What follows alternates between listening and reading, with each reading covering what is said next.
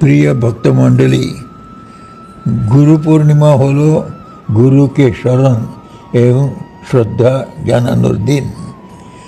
গুরু আমাদের আধ্যাত্মিক শিক্ষক, যিনি করুণা পরবশ হয়ে আমাদের ঈশ্বর লাভের পথে চালিত করেন এবং আমাদের উপর তার কৃপা বর্ষণ করেন।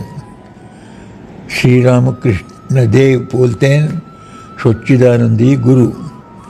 অনন্ত গুরু শক্তি যেভাবে প্রকাশিত হয়ে শ্রীরামকৃষ্ণের রূপ পরিগ্রহ করেছে তা পূর্বে কখনো দেখা যায়নি।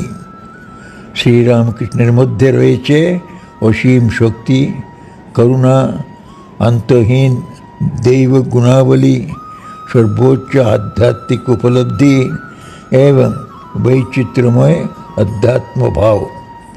জগতের কল্যাণের জন্যই যুগাবতার শ্রীরামকৃষ্ণের মধ্যে এই গুরু শক্তির পূর্ণ বিকাশ ঘটেছে।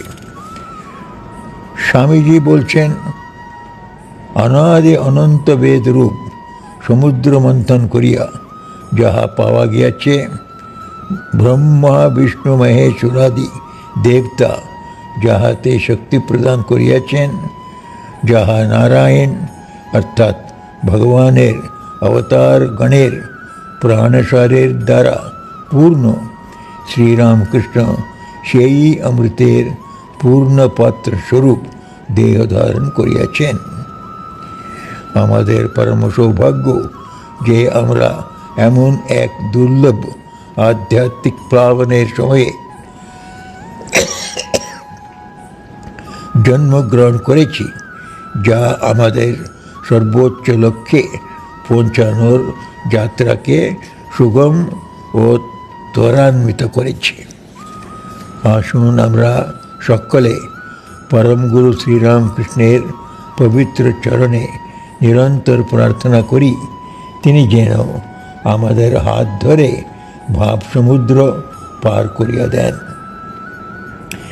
এই শুভ দিনে যারা ঈশ্বরকে উপলব্ধি করার জন্য আন্তরিকভাবে প্রচেষ্টা চালাচ্ছেন, তাদের সকলকে আশীর্বাদ এবং শুভকামনা জানাই।